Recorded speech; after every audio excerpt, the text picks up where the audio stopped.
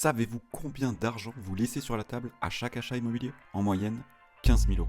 Pas à cause du marché, pas à cause de la banque, juste parce que personne ne vous a appris à négocier. Après avoir vu ensemble qu'il était peu intéressant d'aller négocier les frais de notaire ou les frais d'agence, pour les raisons qu'on a évoquées dans les vidéos, on va voir ensemble comment bien négocier son bien avec cette vidéo qui s'appelle les 8 étapes pour réussir sa négociation. Mais avant ça, si vous découvrez cette chaîne, bienvenue à vous. Ici on parle d'investissement immobilier, stratégie d'emplacement et création de revenus passifs. Abonnez-vous et activez la cloche, je partage régulièrement des méthodes terrain que vous pouvez appliquer dès aujourd'hui.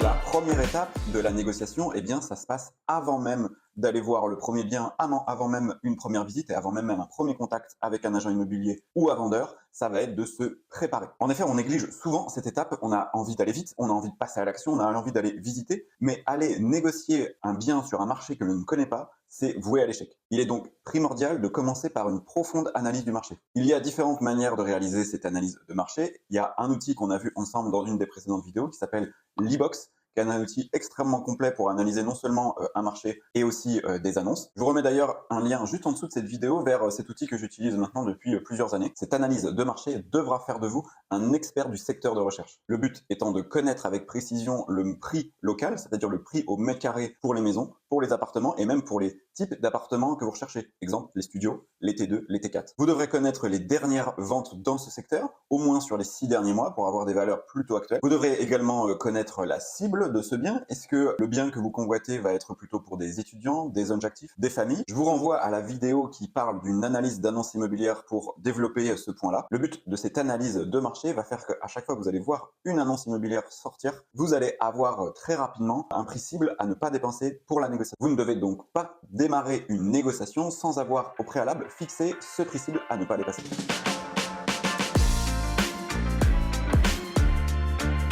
Voyons maintenant la deuxième étape et ça va être celle de l'attitude qu'il va falloir avoir lors de la visite et de la négociation. Et là les amis, il va falloir me croire sur parole, mais arriver avec une attitude négative en disant je vais démolir le bien comme ça, je vais montrer au propriétaire que le prix qu'il en demande est bien trop élevé et que je vais obtenir un meilleur prix, c'est pas la meilleure des solutions, vraiment pas. Mettons-nous à la place de l'agent immobilier ou du vendeur quelques secondes. Imaginez que vous avez quelqu'un qui rentre dans l'appartement et qui a une attitude absolument fermée, qui fronce les sourcils au moindre endroit où il pose les yeux et il dit ça va pas, ça va pas, ça il faut changer, ça faut ci, ça faut ça. Est-ce que franchement vous avez envie de commencer une négociation déjà avec cette personne-là, voire même de discuter tout simplement avec cette personne-là? En ayant une attitude si négative, l'agent immobilier va vous dire que finalement vous n'êtes pas si intéressé que ça et le vendeur pourrait carrément en fait se vexer et vous dire qu'il vous vendra pas le bien à vous quoi qu'il arrive. Au contraire, une attitude beaucoup plus objective qui montrera les avantages, les atouts de l'appartement ainsi que les points faibles, montreront que vous avez une bonne analyse et une bonne connaissance du marché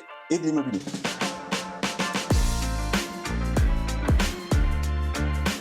La troisième étape d'une bonne négociation, ça va être de s'intéresser aux vendeurs. S'intéresser aux vendeurs va vous permettre d'avoir des informations hyper importantes avant même de débuter votre négociation. Quelques questions à lui poser qui va vous amener pas mal d'éléments de négociation par la suite, ça va être par exemple quand est-ce qu'il a acheté le bien? Est-ce qu'il l'a acheté à crédit? Donc ça va vous donner une idée s'il a un crédit encore en cours à rembourser ou pas du tout, ça lui donnera une marge de négociation pour lui. Pourquoi il avait acheté ou pourquoi il va vendre? Quels sont ses autres projets? Peut-être que c'est un arbitrage qu'il a, il a plusieurs biens, il veut arbitrer, donc ça vous donne des éléments de réponse également pour négocier. A-t-il fait des travaux durant toute sa période où il a possédé le bien? Est-ce qu'il a déjà eu des visites, des offres sur le bien? Ça, c'est des éléments qui peuvent être importants aussi à avoir avant de débuter une négo. Vous l'avez compris, tous ces éléments vont vous permettre de savoir en fait si la personne est pressée ou pas, si elle a fini de rembourser le bien ou pas, si elle a d'autres biens ou pas, et surtout quels sont ses projets avec l'argent de la vente. Et tous ces éléments vont également vous apporter pas mal de réponses pour la quatrième étape.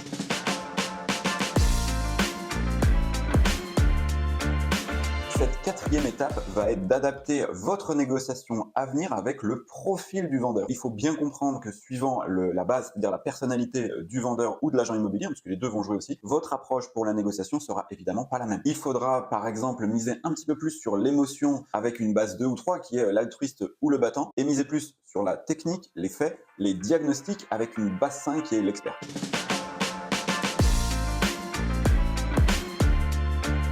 Et on commence cette cinquième étape avec cette fois l'étude des travaux lors de la visite. En effet, lors de la visite, il va falloir déterminer globalement la fourchette de travaux nécessaires dans l'appartement. On a vu lors de précédentes vidéos 3 fourchettes différentes en fonction de ce qu'il y a à faire dans un appartement. La première était aux alentours de 300-400 € quand on est vraiment sur un petit rafraîchissement, c'est-à-dire un petit coup de peinture, à la rigueur un sol à changer et c'est tout. La deuxième fourchette était plutôt entre 600 et 700 € du mètre carré, comme par exemple on a un petit peu de plomberie à faire ou un petit peu d'électricité, où on a un peu de cloison à refaire, un peu d'isolation. Et enfin, la dernière fourchette va être celle où on va être là plutôt sur une remise à neuf au complet, avec par exemple une salle de bain, une cuisine à refaire, peut-être des pièces à recréer, l'isolation à refaire, peut-être des portes et des fenêtres à changer, où là on va être plutôt sur 900 à 1000 € du mètre carré. Le but étant d'affiner le budget travaux qu'on s'était fixé au préalable juste avant la visite, pour pouvoir éventuellement faire une offre juste à la fin de la visite. 2 éléments pour vous aider à estimer cette fourchette de travaux, ça va être d'abord les travaux généraux, dont on vient de détailler certains. Le deuxième élément à vérifier, ça va être les travaux énergétiques. Ce DPE et les travaux qui sont liés à ce diagnostic sera donc un élément clé pour votre négo. Pour rappel, le DPE est un classement énergétique de A jusqu'à G, et je vous rappelle que la classe G est interdite à la location à partir de 2025, la classe F à partir de 2028, et enfin la lettre E à partir de 2034. Il est donc impératif à vérifier, ça je l'avais pu l'évoquer dans une précédente vidéo sur les diagnostics, mais surtout il va falloir les utiliser pour votre négo, afin de montrer au vendeur ou à l'agent immobilier que vous devez faire un certain nombre de travaux pour pouvoir continuer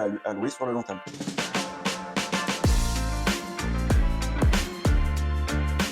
Sixième étape pour votre future négociation, ça va être d'évoquer les taux d'emprunt. En effet, vous le savez, les taux d'emprunt ont fortement augmenté ces derniers mois, ces dernières années.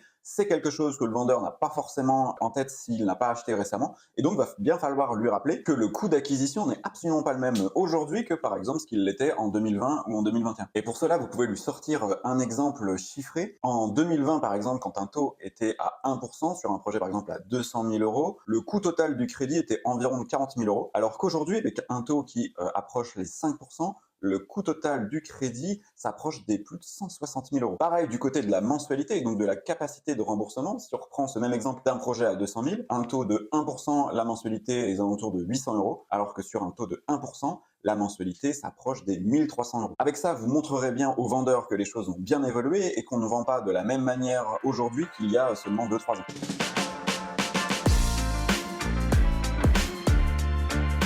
La septième étape d'une bonne négociation, ça va être également de montrer votre solvabilité, c'est-à-dire votre capacité à pouvoir emprunter au montant que vous souhaitez acheter le bien. Ça, c'est quelque chose que vous allez pouvoir préparer en amont avec votre courtier, par exemple. En effet, en préparant cette visite avec votre courtier, celui-ci pourra vous faire parvenir avant la visite ce qu'on appelle des accords de principe, c'est-à-dire dans les faits, un papier qui montre que vous allez pouvoir emprunter la somme que vous demandez. Et là, je vais vous donner une petite astuce, ça va être de demander au courtier pas moins de 3 accords de principe différents. Le premier accord de principe, ça va être un accord de principe au prix. Si vous voyez que déjà que au prix c'est une bonne affaire, donc préparez déjà un accord de principe à ce prix-là. Le deuxième, ça va être un accord de prix à peu près à 10% en dessous de ce prix-là. Si vous voyez lors de votre discussion avec le vendeur qu'il y a moyen un petit peu de négocier, que vous voyez qu'il n'est pas fermé à une négo. Et enfin, le troisième, ça va être de préparer un accord de principe à moins 20% en dessous du prix du marché. Si vous voyez lors de la visite et lors de négociation que vous voyez que votre vendeur est vraiment ouvert à une bonne négociation. Et le but va être en fin de négociation, comme dernier argument,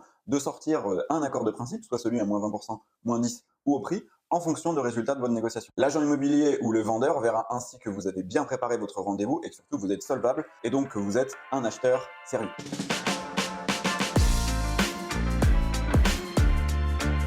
Et enfin, la huitième et dernière étape, ça va être pour ceux qui vont tomber sur des agents immobiliers ou surtout des vendeurs qui ne disent absolument rien en visite, qui sont ultra fermés et qui à chaque fois demandent du temps pour réfléchir, malgré tous vos efforts pour essayer de lui faire sortir un prix. Et là, ça va être d'utiliser une autre méthode, ça va être celle de la relance, plusieurs jours, une semaine maximum après la visite, en lui redonnant un certain nombre d'éléments que vous aurez pu sortir pendant la visite ou vous n'avez pas eu l'occasion de sortir pendant la visite, et surtout de maintenir votre intérêt pour son bien. Certains vendeurs, c'est comme ça, ont besoin de plusieurs jours de réflexion avant de prendre une décision, et il s'agit d'être toujours là pour qu'ils se souviennent de nous et pas qu'il donne son accord à quelqu'un d'autre. Voilà les amis, c'est tout pour cette vidéo. N'hésitez pas à me dire en commentaire ce que vous avez pensé de la vidéo et surtout vos expériences en termes de négociation qui ont abouti de façon positive ou négative. Toute expérience est bonne à prendre, n'hésitez pas à me les décrire en dessous. Je vous souhaite une bonne semaine, bon cash flow à tous, ciao ciao.